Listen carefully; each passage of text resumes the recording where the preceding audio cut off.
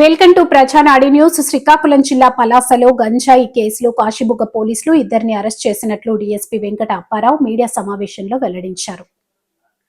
ఉత్తరప్రదేశ్ కు చెందిన రోహిత్ నౌరుద్దీన్లు ఒడిశా రాష్ట్రం పర్లకిమడిలో గంజాయి విక్రమదారుడు దగ్గర పని కోసం వెళ్లారని తెలిపారు. 10.630 కిలోల గంజాయి విశాఖ రైల్వే స్టేషన్లో కేరళకు చెందిన వ్యక్తి అందజేస్తే ఇద్దరికి 10,000 కిరాయి ఇస్తానన్నాడని తెలిపారు.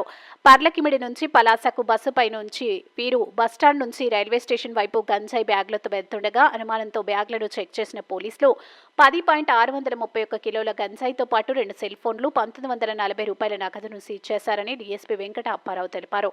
నిందితులను అరెస్ట్ చేశామని కాశీబుగ్గ డీఎస్పీ వెంకట అప్పారావు చెప్పారు. ఈ సమావేశంలో ఎస్ఐ నరసింహమూర్తి సిబ్బంది పాల్గొన్నారు.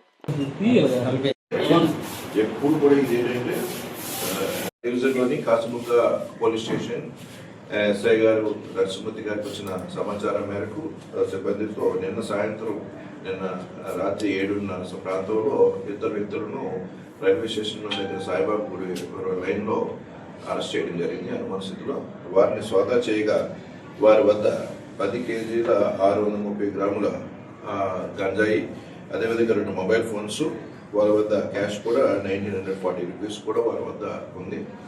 వారి పొజిషన్ ఉన్న గంజాయి గురించి విచారణ చేయగా వారిద్దరూ కూడా పేర్లు రోహిత్ అనే ఒక వ్యక్తి, అదేవిధంగా నూరుద్దీన్ అనే ఒక వ్యక్తి, ఇద్దరు కూడా యూపీ స్టేట్కి చెందిన వ్యక్తులు.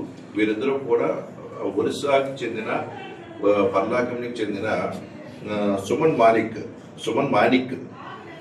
మానిక్ అనే వ్యక్తి వద్దకి వచ్చి గంజాయి తీసుకొని ఆ గంజాయిని విశాఖపట్నం తీసుకొని కేరళకి చెందిన ఆస్కార్ అనే వ్యక్తి అక్కడికి కేరళ నుంచి వైజాగ్ వస్తే రైల్వే స్టేషన్కి అక్కడ అప్పగించడానికి అని చెప్పేసి వీళ్ళు వెళ్తున్న సందర్భంలో పోలీసులు అరెస్ట్ చేయడం జరిగింది. వీరు ముద్దాయిలు ఇద్దరు కూడా యూపీ స్టేట్కి చెందిన వారు. వీళ్ళ మేనమామ ఏమన్నా అంటే రోహిత్ యొక్క మేనమామ గురూజీ అని ఆయన పర్లాకింలో ఉన్న ఈ పంట పండించి సప్లై చేస్తున్న వ్యక్తితో గతంలో ఉన్న వాళ్ళకున్న పరిచయాల మీద వీళ్ళిద్దరినీ కూడా డబ్బులు ఇచ్చి ఇక్కడ సామూహిక వస్తువులు తీసుకొని ఈ గంజాయి తీసుకొని విశాఖపట్నం అప్పగించమని చెప్పేసి బాధ్యత అప్పచెప్పిన సందర్భంగా వీళ్ళు వచ్చి ఆ ప్రాసెస్ చేసిన సందర్భంలో మనకు దొరకడం జరిగింది. ఆస్కార్కి అదేవిధంగా సుమన్ మాలిక్ అనే ఈ గంజాయి ఇచ్చిన వ్యక్తికి వీరికి కూడా గతంలో అనేక ట్రాన్సాక్షన్స్ కూడా జరిగాయి. కొన్ని సందర్భంలోని గతంలో కూడా ఈ సుమన్ మాలిక్ దగ్గర ఆస్కార్ అనే వ్యక్తి ఈ పర్చేజ్ చేయడము, వస్తువులు తీసుకొని గంజాయి తీసుకొని వెళ్ళడం కూడా జరిగింది. యూత్ అందరికీ కూడా చెప్పేది ఏంటంటే ఈ అనవసరంగా ఈ గంజాయి కేసులో ఇన్వాల్వ్ అవ్వకూడదని. సెక్షన్లు కూడా గత 4 రోజుల క్రితమే 10 సంవత్సరాల 3 ముద్దాయిలకి కోర్టు వారు శిక్ష విధించడం, ఒక్కొక్క ముద్దాయికి ₹1,00,000 చొప్పున జరిమానా కూడా విధించడం జరిగింది. ఇదే విధంగా వారి ఆస్తులను కూడా జప్తు చేసే అవకాశాలు ఉన్నాయి. ప్రతి వారు ఎవరైనా పొరపాటున ఏంటంటే డబ్బులు బాగా సంపాదించిన దురుద్దేశంతో సంపాదించినా కూడా ప్రాపర్టీని అంతటినీ కూడా సీజ్ చేయడం జరుగుతుంది.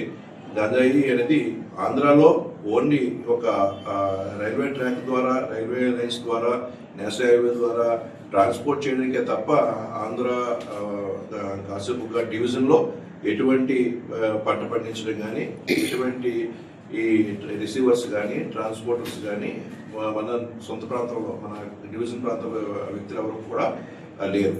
సుమారుగా ఒక 2 కేసుల్లో తప్ప ఎప్పటివరకు రిపోర్ట్ అయిన కేసు అన్నింటిలో కూడా అదర్ స్టేట్ వాళ్ళే మనం ఎక్కువ అరెస్ట్ చేయడం జరిగింది. మనము కాశీబుగ్గ డివిజన్లో Ichchapuram railway station, Kanchili railway station, Palasa railway స్టేషన్కి ఒరిస్సా నుంచి వచ్చి వారు ట్రైన్ ఎక్కి వారి యొక్క స్టేట్లు చేయడానికి వెళ్ళే సందర్భంలోనే వారు